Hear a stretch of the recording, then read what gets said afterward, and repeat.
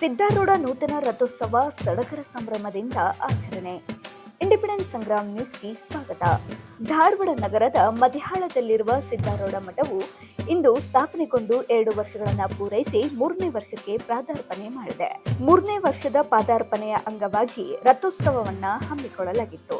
ರಥೋತ್ಸವವನ್ನ ಸಿದ್ದಾರೂಢ ಕಾಲನಿಯಿಂದ ಪ್ರಾರಂಭಿಸಿ ಮದಿಹಾಳದ ಮಾರುತಿ ದೇವಸ್ಥಾನದಿಂದ ವಿಠಲ್ ಪಾಂಡುರಂಗ ಮಂದಿರ 3000 ಮಠ ಡಿಪೋ ಸರ್ಕಲ್ ಮೂಲಕ ಸಿದ್ದಾರೂಢ ಮಠದವರೆಗೆ ರಥೋತ್ಸವ ಸಕಲ ವಾದ್ಯಗಳೊಂದಿಗೆ ಮೆರವಣಿಗೆಯನ್ನ ನಡೆಸಲಾಯಿತು. ಈ ಸಂದರ್ಭದಲ್ಲಿ ಸಿದ್ದಾರೂಢ ಕಾಲನಿ ಮತ್ತು ಮದಿಹಾಳ ಸೇರಿದಂತೆ ಸುತ್ತಮುತ್ತಲಿನ ನಿವಾಸಿಗಳು ಸಂತೋಷದಿಂದ ಈ ಕಾರ್ಯಕ್ರಮದಲ್ಲಿ ಭಾಗವಹಿಸಿದ್ದರು. ನಮ್ಮ ಕೈಯಿಂದ ಯಾವುದೇನು ಆಗುದಿಲ್ಲ, ಅದನ್ನ ನಾವು ಕೈಯಿಂದ ಮಾಡಿಸ್ಬೇಕಂದ್ರೆ ದೇವರನ್ನ ಮಾಡಿಸ್ಬೇಕು. ದೇವರ ಮನಸ್ಸು ಕೊಟ್ಟಾಗ ಮಾತ್ರ ಆಗ್ತೈತಿ, ಇಲ್ಲಾಂದ್ರೆ ಆಗೋದಿಲ್ಲ. ಆಮೇಲೆ ಮನುಷ್ಯನಾಗಿ ಹುಟ್ಟಿದ ಮೇಲೆ ಒಂದೇನು ಒಳ್ಳೆ ಕೆಲಸ ಮಾಡಬೇಕು. ಯಾಕಂತಂದ್ರೆ ನಮಗೆ ಇಲ್ಲಿ ಸ್ಥಾನ ಐತಲ್ಲ, ಅಲ್ಲೂ ಕೂಡ ನಮಗೆ ಸ್ಥಾನ ಬೇಕು. ದೇವರ ಸೇವೆ ಮಾಡೋಕೆ ನಮ್ಗೆ ಸ್ಥಾನ ಬೇಕು. ಅದಕ್ಕೆ ನಾವು ಆದಷ್ಟು ಒಳ್ಳೆ ಕೆಲಸವನ್ನು ಮಾಡಬೇಕು. ಮತ್ತು ಸಿದ್ಧಾರೂಢರ ಕೃಪಾ ಇತ್ತಂತಂದ್ರೆ ನಾವು ಎಲ್ಲಿ ಹೋದ್ರೂ ನಮಗೆ ದೇವರ ಒಂದು ಆಶೀರ್ವಾದ ಇದ್ದೇ ಇರ್ತದೆ. ಆದರೆ ನಾ ಅಂತ ಅನ್ನೋದಲ್ಲ, ನಾ ಮಾಡಿದೆ ನಂಗೆಲ್ಲ ದೇವ್ರ ಮನಸ್ಸು ಕೊಟ್ಟರೆ ಮಾತ್ರ ಆಗ್ತೈತಿ, ಇಲ್ಲಂದ್ರೆ ಆಗೋದಿಲ್ಲ. ಅದೊಂದು ಒಳ್ಳೇದೇ ಆಗಲಿ ಅಂತೇಳಿ ನಾನು ದೇವರಲ್ಲಿ ಪ್ರಾರ್ಥನೆ ಮಾಡ್ತೀನಿ. ನಾವು ಸಿದ್ದಾರೂಢ ಕಾಲನಿಯಿಂದ ಸರೋಜ ಶಿಗ್ಲಿ ಹಿರೇಮಠ ಅಂತ ಮಾತಾಡೋದು. ನಮ್ಮ ಮದಿಹಾಳ ಸಿದ್ದಾರೂಢ ಮಠದ ಅಜ್ಜನ ಜಾತ್ರೆ 3ನೇ ವರ್ಷದ್ದು ಈ ವರ್ಷ ನಾವು ಮಾಡ್ತಾ ಇರೋದು. 1ನೇ ವರ್ಷ ಅಜ್ಜನ ಪ್ರತಿಷ್ಠಾಪನೆ ಮಾಡೋದು ಜಾತ್ರೆ ಆಯಿತು, ಕುಂಭಾಭಿಷೇಕ ಎಲ್ಲ ವಿಜೃಂಭಣೆಯಿಂದ ನಡೀತು. 2ನೇ ವರ್ಷ ಪಾಲ್ಕಿ ಸೇವೆ ಅಷ್ಟಾಯಿತು. ಈ ವರ್ಷ ಮಾತ್ರ ಅಜ್ಜನ ನಮ್ಮೆಲ್ಲರ ಕೃಪೆಯ ಅಮ್ಮನ ಆಶೀರ್ವಾದದಿಂದ, ಅಜ್ಜನ ಆಶೀರ್ವಾದ, ಅಜ್ಜಗ ತೇರ್ ತಗೋಬೇಕಂತ ಅಮ್ಮನ ಮುಂದೆ ಒಂದೇ ಮಾತ ಹೇಳಿದ್ವಿ ನಾವು. ಮಠಕ್ಕೆ ನಿಮ್ಗೆ ಏನು ಬೇಕು ಕೊಡುಗೆ ಅಂದಾಗ, ಇಲ್ರಿ ನಾವು ತೇರ್ ಮಾಡಿಸ್ಬೇಕಂತ ಆಸೆ ಐತೆ ನಮ್ಗೆ ಅಂದಿದ್ದಕ್ಕೆ ಆಯ್ತು ತಗೊಳ್ರಿ ಅಂತ ಒಂದೇ ಮಾತಿಗೆ ಅವ್ರು ಒಪ್ಕೊಂಡು ನಮಗೆ ತೇರ್ ಮಾಡಿಸ್ಕೊಟ್ರೆ. ಈ ವರ್ಷ ರಥೋತ್ಸವವನ್ನ ನಾವು ಸಿದ್ದಾರೂಢ ಕಾಲನಿ ಅಷ್ಟೇ ಅಲ್ಲ, ಇಡೀ ಮದಿಹಾಳ ಅಲ್ಲ, ಇಡೀ ಧಾರವಾಡ ಜನನ ಸೇರ್ಕೊಂಡು ಅತ್ಯಂತ ವಿಜೃಂಭಣೆಯಿಂದ ಸಡಗರದಿಂದ ನಾವೆಲ್ಲರೂ ದೀಪಾವಳಿ ಹಬ್ಬದಕ್ಕಿಂತ ಜೋರಾಗಿ ಜಾತ್ರೆನ ಎಲ್ಲರೂ ಆಚರಣೆ ಮಾಡತ್ತೀವಿ. ಇಷ್ಟೊಂದು ಜನ ಮಹಿಳೆಯರೆಲ್ಲ ಇವತ್ತು ಸೇರಿದ್ದೀವಿ. ಎಲ್ಲಾರ್ಗು ಬಂದಿದ್ದಕ್ಕೂ ಎಲ್ಲಾರ್ಗೂ ಧನ್ಯವಾದಗಳು. ಎಲ್ಲಾರ್ಗು ತುಂಬಾ ಖುಷಿ ಆಗೈತೆ, ಸಂತೋಷದಿಂದ ಆಚರಿಸತ್ತೀವಿ. ಅಮ್ಮನ್ಗಂತೂ ನಾವು ಎಷ್ಟು ಧನ್ಯವಾದ ಹೇಳಿದ್ರು ಸಾರ್ವಲ್ಲ. ಈ ಸಂತೋಷ ಸಂಭ್ರಮಕ್ಕೆಲ್ಲ ಅಮ್ಮಾರನೇ ಕಾರಣ ಇವತ್ತಿನ ಸಂಭ್ರಮಕ್ಕೆ. ಜಯ ಪಾಶಾಂಕುಶ ಧರಲಂಬೋದರ ಜಯ ವರದಾಯಕ ಗಜವದನ ಜಯ ವರದಾಯಕ ಗಜವದನ ಜಯ ಜಯ ಗೌರಿ ಶಂಕರ ತನಯ ಜಯ ಜಯ ಗೌರಿ ಶಂಕರ ತನಯ ಅಂಕುಶಧರವರ ಷಣ್ಮುಖ ಸೋದರ ಅಂಕುಶಧರವರ ಷಣ್ಮುಖ ಸೋದರ ಸಂಕಟಹರ ಶ್ರೀ ಗೌರಿ ತನಯ ಶಂಕರಹರ ಶ್ರೀ ಗೌರಿ ತನಯ ಶಂಕರ ಸುತ ಹೇ ಪೂಜಿತ ಪ್ರಥಮನೆ ಶಂಕರ. ಸದ್ಗುರು ಸಿದ್ಧಾರೂಢರ ಪಾದಾಂಗಗಳಲ್ಲಿ ನಮಸ್ಕರಿಸುತ್ತಾ, ಯಾವತ್ತೂ ನಮ್ಮ ಸಿದ್ಧಾರೂಢ ಮಠದ ಕಾರ್ಯಕ್ರಮ ಬಹಳ ವಿಜೃಂಭಣೆಯಿಂದ ಜರುಗುತ್ತಾ ಬರ್ತಾ ಇರ್ತವೆ. ಇವತ್ತಿನ ದಿವಸ ನೂತನ ರಥೋತ್ಸವದ ಕಾರ್ಯಕ್ರಮ ನಡೀತಾ ಇದೆ. ಈ ಕಾರ್ಯಕ್ರಮಕ್ಕೆ ಆಗಮಿಸಿದ ಶಾಂತಲಿಂಗ ಅಮೀರಭಾವಿ ಪಂಚಗ್ರಹ ಹಿರೇಮಠದ ಶಾಂತಲಿಂಗ ಶಿವಾಚಾರ್ಯ ಸ್ವಾಮಿಗಳಿಗೆ ಇಡೀ ಧಾರವಾಡ ಪಟ್ಟಣದ ಗುರು ಹಿರಿಯರ ಪರವಾಗಿ ಹಾಗೂ ಮದಿಹಾಳದ ಸಕಲ ಗುರು ಹಿರಿಯರ ಪರವಾಗಿ ಹಾಗೂ ಸಿದ್ದಾರೂಢ ಕಾಲನಿಯ ಎಲ್ಲ ಗುರು ಹಿರಿಯರ ಪರವಾಗಿ ನಾನು ಶಿರಸಾಷ್ಟಾಂಗ ನಮಸ್ಕಾರವನ್ನು ಸಲ್ಲಿಸುತ್ತಾ ಸ್ವಾಗತವನ್ನು ಬಯಸ್ತಾ ಇದ್ದೇನೆ. ದ್ರಾಕ್ಷಾಯಣಿಬಾಯಿ ಹೂಗಾರವರು ಈಗ ನೂತನ ತೇರು ಮಾಡಿಸಿ ಕೊಟ್ಟಿದ್ದರಿಂದ ಈ ನಮ್ಮ ದೇವಸ್ಥಾನ ಮತ್ತು ನಮ್ಮ ಸಿದ್ದಾರೂಢ ಗುಡಿ ಒಂದು ಧಾರವಾಡ ಮಟ್ಟಕ್ಕೆ ಅಲ್ಲ, ಹೊರಹಿರಿಯ ಎಲ್ಲ ಒಂದು ಗ್ರಾಮಗಳಿಗೆ ಒಂದು ಕಡಿಮೆ ಅವಧಿಯಲ್ಲಿ ಈಗ ನಾವು ಇದು 3ನೇ ವರ್ಷ ನಾವು ಮಠ ಕಟ್ಟಿ, ಅದರ 2ನೇ ಜಾತ್ರೆ ಇದು. ಇಷ್ಟು ಜಾತ್ರೆ ಒಳಗೆ ಈ ನಮ್ಮನೆ ಬೆಳವಣಿಗೆ ಆಗಿದ್ದು ನಮಗೆ ಭಾಳ ಸಂತೋಷ ಆಕತಿ. ಇಲ್ಲೇ ಧಾರವಾಡದಾಗ ಇನ್ನೊಂದು ಅದ, ಅಲ್ಲೇ ಸುಮಾರು ಒಂದು 10-12 ವರ್ಷ ಸಿದ್ದಾರೂಢ ಮಠ ಅದ. ಅದು ಹೆಂಗೆ ಇರದ ಹಂಗದ. ನಮ್ಮದು ಒಂದು 2 ವರ್ಷದಾಗ ಈ ಮಟ್ಟಕ್ಕೆ ಬೆಳೆದು ಮತ್ತು ಈ ಮಟ್ಟಕ್ಕೆ ಭಕ್ತರನ್ನ ನಾವು ಎಲ್ಲ ತಲುಪೈತಂದ್ರೆ ಈಗ ನಮ್ಮ ಮದಿಯಾಳ ಮತ್ತು ನಮ್ಮ ಸಿದ್ದವನ ಕಾಲನಿಯ ಒಂದು ಹೆಮ್ಮೆಯ ಒಂದು ಸಂಗತಿ ಅಂತ ನಾನು ಹೇಳಿ ಬಯಸುತ್ತೇನೆ. ಅದರಂತೆ ನಮ್ಮ ಸಿದ್ದಾರೂಢ ಕಾಲನಿ ಹುಟ್ಟಿದ್ದು 2002ರಲ್ಲಿ. ಈಗ ಫಸ್ಟಿಗೆ ಏನಾಯ್ತು, ಇಲ್ಲಿ ಯಾವುದೂ ಸಲವತ್ತಿದ್ದಿರಲ್ಲ. ಒಟ್ಟು ಒಂದು ನೀರಾಯ್ತು, ಒಂದು ಲೈಟ್ ಆಯ್ತು, ಒಂದು ಡ್ರೈನೇಜ್ ಆಯ್ತು, ಯಾವುದೋ ಒಂದು ಇಲ್ಲಿ ಒಂದು ಏನು ಮೂಲವಾದ ಸೌಕರ್ಯ ಇದ್ದಿದ್ದಿಲ್ಲ. ಅವಾಗ ಏನಾಯ್ತು, ಒಂದು ಸಿದ್ದಾರೂಢ ಕಾಲನಿ ಅಂತೇಳಿ ನಾವು ಒಂದು ನಾಮಕರಣ ಮಾಡಿದ್ವಿ ನಮ್ಮ ಕಾಲನಿಗೆ. ಅದನ್ನು ಒಂದು ಆಶೀರ್ವಾದ ಅಂತ ತಿಳಿದು ಇಲ್ಲೇ ಫಸ್ಟ್ ಟೈಮ್ ಮಾಡಿದ್ದು ಒಂದು ಸಂಘ ಅಂತ ಕ್ರಿಯೇಟ್ ಮಾಡಿದ್ದೀವಿ. ಇಲ್ಲೇ ನಾಗರಿಕ ಹಿತವರ್ತಕ ಸಂಘ ಅಂತೇಳಿ ರಿಜಿಸ್ಟ್ರೇಷನ್ ಮಾಡಿಸಿದ್ದು. ಇದರಿಂದ ಎಲ್ಲ ಸದಸ್ಯರಿಂದ ದೇಣಿಗೆ ಪಡೆದು ನಾವು ಫಸ್ಟ್ KV ತಂದೆವು, ಲೈಟು, ಆಮೇಲೆ ಮಲಪ್ರಭಾ ನೀರು ತಂದೆವು, ಆಮೇಲೆ ಡ್ರೈನೇಜ್ ಮಾಡಿಸಿದ್ವು. ಸರ್ಕಾರ ಸವಲತ್ತಿಂದ ಅಲ್ಲ, ನಮ್ಮ ಎಲ್ಲ ಸದಸ್ಯರು ಮತ್ತು ನಮ್ಮ ಸಂಘದಿಂದ ನಾವು ಬಡದಾಡಿ ಒಂದು ಇಷ್ಟೆಲ್ಲ ಕಾರ್ಯಕ್ರಮ ಹಾಕ್ಕೊಂಡು ಅದನ್ನು ಗಳಿಸ್ಕೊತಾ ಬಂದೆವು. ಆಮೇಲೆ ಇನ್ನೊಂದೇನೈತಿ, ನಮ್ಮಲ್ಲಿ ಹಿಂದೆ ಅವರು ಮಾಡಿಕೊಟ್ಟಿದ್ದು 30 ಫೂಟ್ ರೋಡ್ ಇತ್ತು. 30 ಫೂಟ್ ರೋಡ್ ಒಂದು ಇಂಚು ಸರಿ ನಾವು ಯಾರನ್ನೂ ಅಕ್ವೈರಿ ಮಾಡಿಕೊಡ್ಲಿಲ್ಲ. ಇಲ್ಲಿ ಒಂದು ಕಮಿಟಿ ಆಯ್ತು, ಇಲ್ಲಿ ಒಂದು ಹಿರಿಯರಾಯ್ತು, ಎಲ್ಲರೂ ಹೋಗಿ ನಿಂತು ಸ್ವತಃ ಒಂದೊಂದು ಸ್ಲ್ಯಾಬ್ ಸರಿ ಹೊಡ್ಸೇವು ನಾವು. ಅದಕ್ಕೆ ಏನೈತಿ, ಸಿದ್ದಾರೂಢ ಕಾಲನಿ ನಮ್ಮದು ಅಕ್ರಮ ಆದರೂ ಯಾರು ಬಂದು ಕೇಳಿದ್ರು ಇದು ಏನೇ ಡೆವಲಪ್ಗಿಂತ ಹೆಚ್ಚಿಗೆ ನಾವು ಬೆಳೆಸೇವು. ಅದರಿಂದ ನಮ್ಗೆ ಏನಾಯ್ತು, ಸಿದ್ದಾರೂಢ ಆಶೀರ್ವಾದ ಅವಾಗಿಂದ ಅದ. ಆವೇನೇನಾಯ್ತು, ಹಂಗೆ ಒಂದು ದೇವಸ್ಥಾನ ಕಟ್ಬೇಕನ್ನುವಂಥ ಒಂದು ಇದು ಬಂತು. ಅವಾಗ ಎಲ್ಲರೂ ನಮ್ಮ ಹಿರಿಯರು ಎಲ್ಲರೂ ಕೂಡ ಮಾತಾಡಿದಾಗ ಇಲ್ಲೇ ನಮ್ಮ ಪಕ್ಕದಲ್ಲೇ ಇರುವಂಥ ಒಂದು ಸೌದತ್ತಿ ಸಾಹುಕಾರ ಅವರು ಮನೆ ಕಟ್ಟೆ ಒಂದು ಸೈಡ್ ಜಾಗ ಬಿಟ್ಟಿದ್ರು. ಅದಕ್ಕೆ ಏನಾಯ್ತು, ನಾವು ಎಲ್ಲ ಹಿರಿಯರು ಹೋಗಿ ಶಿವೋಗಿ ಸಮಂತಿಯರನ್ನು ಒಂದು ವಿನಯಪೂರ್ವಕ ಕೇಳ್ಕೊಂತೀವಿ. ಅವ್ರೇನಾಯ್ತು, ಆತ್ರಿ ದೇವಸ್ಥಾನ ಕಟ್ಟಬೇಕಾದ್ರೆ ಅಡ್ಡಿ ಇಲ್ಲ ಅಂತೇಳಿ ಅವರು ಒಂದು ಮಾನವೀಯ ದೃಷ್ಟಿಯಿಂದ ಹಿಡಿದ್ರು. ಒಂದು ನಮಗೆ ಅದು ಅನುಕೂಲ ಆಯ್ತು. ಆ ಸಟ್ಟನ್ನ ನಾವೇನು ಮಾಡಿದ್ವಿ, ಎಲ್ಲರೂ ಹಿರಿಯರು ಸೇರಿ ಒಂದು ಚರ್ಚೆ ಮಾಡಿ ಒಂದು ಎಸ್ಟಿಮೇಟ್ ಹಾಕಿದ್ದೆವು. ಒಂದು 5 ಲಕ್ಷದ ಎಸ್ಟಿಮೇಟ್ ಆಗ್ತದೆ. ಅದಕ್ಕೆ ಒಂದು 5,000 ರೂಪಾಯಿ ಒಂದು ಮನೆಗೆ ಹಾಕಿ ಚಲೋ ಮಾಡಬೇಕಂತೇಳಿ ಸ್ಟಾರ್ಟ್ ಮಾಡಿದ್ದೆವು. ಸ್ಟಾರ್ಟ್ ಮಾಡ್ಬೇಕಾದ್ರೆ ಏನಾಯ್ತು, ಒಬ್ರು ಇಂಜಿನಿಯರ್ ಕೊಟ್ಟಿವು. ಅದು ದುರ್ದೈವ ಏನೈತಿ, ಅವಾಗ 50,000 ರೂಪಾಯಿ ಕೊಟ್ಟಿವು. ಒಂದು ಮರ್ಡರ್ ಕೇಸ್ ಸಿಕ್ಕೊಂಡ ಹೋಗಿಬಿಡ್ತು. ಅವೇನೇನತ್ತು ಅಲ್ಲಿಂದ ಏನಾಯ್ತು, 1 ವರ್ಷ ಸ್ಟಾಪ್ ಆಯ್ತು. ಅವೇನು ಮುಂದೆ ನಾವು ಛಲ ಬಿಡಲಿಲ್ಲ. ಅದನ್ನು ಏನಾದ್ರು ಮಾಡಿ ಮಠ ಕಟ್ಟಬೇಕನ್ನುವಂಥ ಉದ್ದೇಶದಿಂದ ಮತ್ತೆ ಪುನಃ ಅದನ್ನು ಎಲ್ಲ ಸಂಘಟನೆ ಮಾಡಿ ಸ್ಟಾರ್ಟ್ ಮಾಡಿದೆವು. ಮುಂದೆ ಒಂದು ವರ್ಷದಾಗ ಅದು ದೇವಸ್ಥಾನ ಆಯ್ತು. ಒಂದು ಮೂರ್ತಿ ಏನೈತಿ, ಒಬ್ಬರು ದಾನಿಗಳು ಮೂರ್ತಿ ಕೊಟ್ಟರು.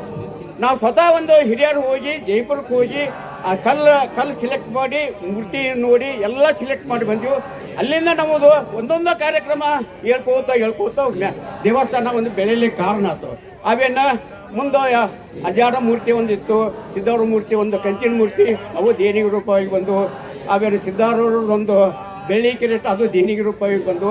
ಈಗ ನಮ್ಮ ದ್ರಾಕ್ಷಾಯಣಿ ಇವರು ಒಂದು ತೇರು ಇಷ್ಟು ಸಣ್ಣ ಅವಧಿ ಒಳಗೆ ಇಷ್ಟು ಫಾಸ್ಟ್ ಬೆಳ್ತಾ ಇರೋದು ತೇರು ಎಲ್ಲಿ ನಾವು ನೋಡಿಲ್ಲ. ಅದು ನಮ್ಮ ಸಿದ್ದಾರೂಢ ಕಾಲನಿ ಪುಣ್ಯ ಅಂತ ತಿಳ್ಕೋಬೇಕು. ಅದರಂತೆ ಏನೈತಿ, ಇದು 2ನೇ ವರ್ಷದ ಜಾತ್ರೆ. ಇಷ್ಟು ವೈಭವದ ನಡೀಲಿಕ್ಕೆ ನೀವೆಲ್ಲರೂ ಕಾರಣ, ನಮ್ಮ ಸಿದ್ದಾರೂಢ ಕಾಲನಿ ಎಲ್ಲ ಗುರು ಇರೋ ಕಾರಣ. ಧಾರವಾಡದ ಸಿದ್ದಾರೂಢ ಕಾಲನಿಯ ಸಿದ್ದಾರೂಢ ಮಠದ ಪ್ರಥಮ ಜಾತ್ರಾ ಮಹೋತ್ಸವದ ಈ ಒಂದು ಧರ್ಮ ಸಮಾರಂಭದಲ್ಲಿ ಪಾಲ್ಗೊಂಡಿರುವಂಥ ಆತ್ಮೀಯರು, ಯುವ ಮುಖಂಡರಾದ ಶ್ರೀ ಈಶ್ವರ್ ಶಿವಳ್ಳಿರವರೇ, ಶ್ರೀ ಬಾಳನಗೌಡರವರೇ, ಶ್ರೀ ಶಿಡ್ಲಿ ಹಿರೇಮಠರವರೇ, ಸಿದ್ದಾರೂಢ ಮಠದ ಎಲ್ಲ ಪದಾಧಿಕಾರಿಗಳು, ಸಮಾರಂಭದಲ್ಲಿ ಪಾಲ್ಗೊಂಡಿರುವಂಥ ವಿಶೇಷವಾಗಿ ರಥೋತ್ಸವ ನಡೀಬೇಕಾಗುತ್ತೆ ಅಂತಂದರೆ ರಥ ಬೇಕು. ಆ ರಥದ ಸಂಪೂರ್ಣ ಸೇವೆಯನ್ನು ಮಾಡಿರುವಂಥ ಮಾತೋಶ್ರೀ ದ್ರಾಕ್ಷಾಯಣಮ್ಮ ಹುಗಾರವರೇ, ಈ ಒಂದು ಸಮಾರಂಭದಲ್ಲಿ ಪಾಲ್ಗೊಂಡಿರುವಂಥ ಧರ್ಮಾಭಿಮಾನಿಗಳೇ, ಮಾತೆಯರೇ ಹಾಗೂ ಮಕ್ಕಳು. ಈಗಾಗಲೇ ಬಾಳನಗೌಡರವರು ಹೇಳಿದಂಗೆ ಸಿದ್ದಾರೂಢ ಮಠ ಸ್ಥಾಪನೆಯಾಗಿ 3 ವರ್ಷದಲ್ಲಿ ಜಾತ್ರಾ ಮಹೋತ್ಸವವನ್ನು ಮಾಡುವಂಥದ್ದು ಭಾಳ ವಿಶೇಷವಾಗಿರುವಂಥದ್ದು ಅನ್ನೋಂಥ ಮಾತನ್ನು ನೀವು ಹೇಳಿದ್ರಲ್ಲ. ನಾವು ಬಹುತೇಕ ಕಡೆ ನೋಡ್ತೀವಿ, ದೇವಸ್ಥಾನಗಳು ನಿರ್ಮಾಣಗೊಂಡು 16 ವರ್ಷ ಅಥವಾ 30 ವರ್ಷ ಆದಮೇಲೆ ರಥ ಆಗ್ತದೆ. ಆದರೆ ಕೇವಲ 3 ವರ್ಷಗಳಲ್ಲಿ ರಥ ನಿರ್ಮಾಣ ಕಾರ್ಯವನ್ನು ಮಾಡಿರುವಂಥ ದೇವಸ್ಥಾನ ಯಾವುದಾದ್ರೂ ಇದ್ದರೆ ಅದು ಸಿದ್ದಾರೂಢ ಕಾಲನಿಯೇ ಸಿದ್ದಾರೂಢ ಮಠ ಅನ್ನುವಂಥದ್ದನ್ನು ನಾವೆಲ್ಲರೂ ಕೂಡ ಅಭಿಮಾನದಿಂದ ಹೇಳಬೇಕು. ಒಂದು ದೇವಸ್ಥಾನದೊಳಗೆ ಪೂಜೆ ಪುನಸ್ಕಾರಗಳು ಧಾರ್ಮಿಕ ಕಾರ್ಯಗಳು ನಡೆಯುವುದೆಷ್ಟು ಮಹತ್ವನೋ ಆಗ ದೇವಸ್ಥಾನಕ್ಕೆ ರಥ ಆದಾಗ ಅದಕ್ಕೊಂದು ಮೆರುಗು ಅಂತಕ್ಕಂಥದ್ದು ಬರ್ತದೆ. ಜನರನ್ನ ಸಂಘಟನೆ ಮಾಡುವುದಕ್ಕಾಗಿ ಯಾವುದೇ ಜಾತಿ ಮತ ಭೇದಗಳನ್ನು ನೋಡದೆ ಎಲ್ಲರೂ ಕೂಡ ಪಾಲ್ಗೊಳ್ಳುವಂತ ಒಂದು ಮಹಾಯಾತ್ರೆ ಇದ್ರೆ ಅದು ರಥೋತ್ಸವ ಅನ್ನುವಂಥದ್ದನ್ನು ನಾವೆಲ್ಲರೂ ಕೂಡ ತಿಳ್ಕೋಬೇಕು. ಸಿದ್ಧಾರೂಢ ಕಾಲೋನಿಯ ಆ ಮಠ ನಿರ್ಮಾಣ ಆಗಿ 3 ವರ್ಷಗಳಲ್ಲಿ ಈ ರಥೋತ್ಸವ ಕಾರ್ಯಕ್ರಮವನ್ನು ಮಾಡ್ಕೊಂಡು ಬಂದಿದ್ದೀರಿ. ನಮ್ಮ ಮಾತಾಶ್ರೀ ದ್ರಾಕ್ಷಾಯಣಮ್ಮ ಹುಗಾರ್ ಅವರು ಕೇವಲ ಸಾವಿರಾರು ರೂಪಾಯಿ ಅಲ್ಲ, ಇಡೀ ಸಂಪೂರ್ಣವಾಗಿ ರಥೋತ್ಸವದ ಜವಾಬ್ದಾರಿಯನ್ನು, ರಥ ನಿರ್ಮಾಣ ಕಾರ್ಯದ ಜವಾಬ್ದಾರಿಯನ್ನು ಹೊತ್ತುಕೊಂಡು ಅವರು ಮಾಡ್ಕೊಂಡು ಬಂದಾರಲ್ಲ, ಅದು ದೊಡ್ಡ ಕೆಲಸ. ಮನುಷ್ಯ ಯಾವಾಗ ದೊಡ್ಡವಕ್ಕನ? ಆಸ್ತಿ ಪಾಸ್ತಿ ಇದ್ರು ದೊಡ್ಡವಕ್ಕನು, ಅಧಿಕಾರ ಇದ್ರು ದೊಡ್ಡವಕ್ಕನು, ಯಾವ್ದಿದ್ರು ದೊಡ್ಡವಕ್ಕನು ಜಗತ್ತಿನೊಳಗೆ. ಆಸ್ತಿ ಅಂತಸ್ತು ರೊಕ್ಕ ಇದ್ರು ದೊಡ್ಡವಾಗಂಗಿಲ್ಲ. ಯಾರಲ್ಲಿ ಕೊಡಬೇಕು ಅನ್ನೋಂಥ ಭಾವನೆ ಇರ್ತದೆ ಸಮಾಜಕ್ಕೆ, ಅಂತ ವ್ಯಕ್ತಿ ಮಾತ್ರ ದೊಡ್ಡವಾಗ್ತಾನೆ. ಇಲ್ಲದೆ ಹೋದ್ರೆ ಆಸ್ತಿ ಅಂತಸ್ತಿಗೆ ಯಾವುದೇ ಬೆಲೆ ಬರಲಿಕ್ಕೆ ಸಾಧ್ಯ ಆಗಂಗಿಲ್ಲ. ಹೃದಯದೊಳಗೆ ಕೊಡಬೇಕನ್ನುವಂಥ ಭಾವನೆ ಬರಬೇಕು.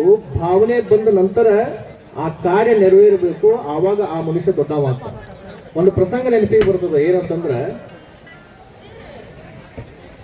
ಮಹಾಭಾರತ ಯುದ್ಧ ಮುಗೀತು. ಮಹಾಭಾರತ ಯುದ್ಧ ಮುಗಿದಾಗ ಕೃಷ್ಣ ಪಾಂಡವರನ್ನ ಕುಂದಿರ್ಸ್ಕೊಂಡು ಕೇಳ್ತಾನಂತ. ಏನು ಕೇಳ್ತಾನಂತಂದ್ರೆ, ಮಹಾಭಾರತ ಯುದ್ಧದೊಳಗೆ ನೀವು ಗೆದ್ದಿರಲ್ಲ, ನಿಮ್ಮ ಗೆಲುವಿಗೆ ಕಾರಣವಾಗಿರುವಂತ ಅಂಶ ಯಾವುದು ಅಂತ ಹೇಳಿ ಪಾಂಡವರನ್ನ ಕೇಳಿದ. ನಿಮ್ಮ ಗೆಲುವಿಗೆ ಕಾರಣವಾಗಿರ್ತಕ್ಕಂಥ ಅಂಶ ಯಾವುದು ಅಂತ ಹೇಳಿ ಪಾಂಡವರನ್ನ ಕೇಳ್ತಾನೆ. ಧರ್ಮರಾಯ ಹೇಳ್ತಾನೆ, ಮಹಾಭಾರತ ಯುದ್ಧ ಗೆಲ್ಲಬೇಕಾಗಿತ್ತಂತಂದ್ರೆ ನನ್ನ ಬಾಹುಲ್ಯನೇ ಕಾರಣ, ನನ್ನ ಪರಾಕ್ರಮನೇ ಕಾರಣ ಅಂತ ಹೇಳಿ ಧರ್ಮರಾಯ ಹೇಳಿದ. ನಂತರ ಅರ್ಜುನ ಹೇಳ್ತಾನ, ಪರಮಾತ್ಮ ನೀನದಿಯಲ್ಲ ನಮ್ಮ ಜೊತೆಗೆ, ನಮ್ಮ ಗೆಲುವಿಗೆ ನೀನ ಕಾರಣ ಅಂತ ಹೇಳಿ ಕೃಷ್ಣನ ಮೇಲೆ ಹಾಕಿದ ಅರ್ಜುನ. ಭೀಮನು ಹೇಳ್ತಾನ, ಏನ್ ಹೇಳ್ತಾನಂತಂದ್ರೆ, ನನ್ನ ಶಕ್ತಿ ಇರೋದ್ರಿಂದ, ನನ್ನ ಪರಾಕ್ರಮ ಇರೋದ್ರಿಂದ ನಾವು ಯುದ್ಧವನ್ನು ಗೆದ್ದೀವಿ. ನಕುಲ ಸಹದೇವರು ಕೂಡ ನಮ್ಮ ಪರಾಕ್ರಮವೇ ಕಾರಣ ಅಂತ ಹೇಳಿ 5 ಮಂದಿ ಪಾಂಡವರು ತಮ್ಮ ತಮ್ಮ ಕಾರಣಗಳನ್ನ ಹೇಳಿದ್ರು. ಕೃಷ್ಣ ಹೇಳ್ತಾನ, ಎಲ್ಲರೂ ಲಕ್ಷ್ಯ ಕೊಟ್ಟು ಕೇಳಬೇಕು. ಕೃಷ್ಣ ಏನ್ ಹೇಳ್ತಾನಂತಂದ್ರೆ, ನೋಡು, ಮಹಾಭಾರತ ಯುದ್ಧದೊಳಗ ನೀವೇನ್ ಪಾಂಡವರು ಎದುರಿಲ್ಲ, ಗೆಲ್ಲಾಕ ನಿಮ್ಮ ಪರಾಕ್ರಮನೂ ಕಾರಣ ಅಲ್ಲ, ನಾನೂ ಕಾರಣ ಅಲ್ಲ. ಹಂಗಾದ್ರೆ ಯಾವ್ದು ಕಾರಣ ಅಂತ ಹೇಳಿ ಅಂದ್ರೆ, ಮಹಾಭಾರತ ಯುದ್ಧದೊಳಗ ಪಂಚ ಪಾಂಡವರು ನೀವು ಗೆಲ್ಲಬೇಕಾಗಿತ್ತಂತಂದ್ರೆ ಅದಕ್ಕೆ ಕಾರಣ ಕರ್ಣನ ದಾನ ಅನ್ನೋದನ್ನ ನೀವೆಲ್ಲರೂ ಕೂಡ ನೆನಪಿಟ್ಕೋಬೇಕು. ಕರ್ಣನ ದಾನ. ಅಕಸ್ಮಾತ್ ಕರ್ಣ ತನ್ನ ಕವಚ ಕುಂಡಲಗಳನ್ನ ದಾನ ಮಾಡದೆ ಹೋಗಿದ್ರೆ ನೀವು ಒಬ್ರು ಹೊಡಿತಿದ್ದಿಲ್ಲ. ಕರ್ಣ ತಾನು ದಾನ ಮಾಡ್ಯಾನಂತೇಳಿ ನೀವು ಗೆದ್ದೀರಿ. ಹಂಗ ಇವತ್ತಿನ ದಿವಸ ನಿಮ್ಮ ಸಿದ್ಧಾರೂಢ ಮಠದ ಈ ಕಾರ್ಯಕ್ರಮ ಗೆಲ್ಲಬೇಕಾಗಿತ್ತಂತಂದ್ರೆ ನಮ್ಮ ಮಾತೋಶ್ರೀ ದ್ರಾಕ್ಷಾಯಮ್ಮನವರ ತ್ಯಾಗ ಭಾವನೆ ಅನ್ನುವಂಥ ಮಾತನ್ನ ನಾವೆಲ್ಲರೂ ಕೂಡ ಅರ್ಥ ಮಾಡ್ಕೋಬೇಕು.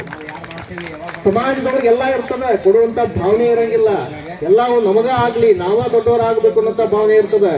ಆದ್ರೆ ಯಾರು ಸಮಾಜ ಕಾರ್ಯಗಳಿಗಾಗಿ ಬಳಸ್ತಾರಲ್ಲ, ಅವ್ರ ಸಂಪತ್ತಿಗೂ ಬೆಲೆ ಬರ್ತದ. ಈ ಕಾಯ ಅಳದ್ರೂ ಕೂಡ ಮಾಡಿರುವಂತ ಕಾರ್ಯ ಶಾಶ್ವತವಾಗಿ ಉಳಿತದ. ಅಂತಹ ಕಾರ್ಯವನ್ನ ದ್ರಾಕ್ಷಾಯಮ್ಮ ಅಮ್ಮನವರು ಮಾಡ್ಕೊಂಡು ಬಂದಿದ್ದಾರೆ. ಮೈಯಲ್ಲಿರುವಂತ ಬ್ಲಡ್, ಕೈಯಲ್ಲಿರುವಂತ ದುಡ್ಡು ನಿರಂತರವಾಗಿ ಹರಿದಾಡ್ತಿರ್ಬೇಕಂತ. ಅಕಸ್ಮಾತ್ ಮೈಯಾಗಿರುವಂತ ಬ್ಲಡ್ ಒಂದು ಕಡೆ ಕ್ಲಾಟ್ ಆತಂತಂದ್ರೆ ಮನುಷ್ಯ ಉಳಿಲಿಕ್ಕೆ ಸಾಧ್ಯ ಆಗಂಗಿಲ್ಲ. ಹಂಗ ಕೈಯಲ್ಲಿರುವಂತ ಬ್ಲಡ್ ಒಂದ ಕಡೆ ಇತ್ತಂತಂದ್ರೆ ಅದು ಉಳಿಯಂಗಿಲ್ಲ. ಧರ್ಮ ಕಾರ್ಯಗಳಿಗೆ ಅದು ಸದಾವ ಕಾಲ ವಿನಿಯೋಗ ಆಗಬೇಕು. ಅಂದಾಗ ಆ ಸಂಪತ್ತಿಗೆ ಬೆಲೆ ಅಂತಕ್ಕಂಥದ್ದು ಬರ್ತದೆ. ಅದನ್ನ ಗಳಿಸಿರುವಂತ ವ್ಯಕ್ತಿಗೂ ಕೂಡ ಬೆಲೆ ಅಂತಕ್ಕಂಥದ್ದು ಬರ್ತದೆ. ಇವತ್ತು ನಮ್ಮ ಅಮ್ಮನವರು ಮಾಡಿರುವಂತ ಕಾರ್ಯ ಅದು ಸಾಧಾರಣವಾಗಿರುವಂತ ಕಾರ್ಯ ಅಲ್ಲ.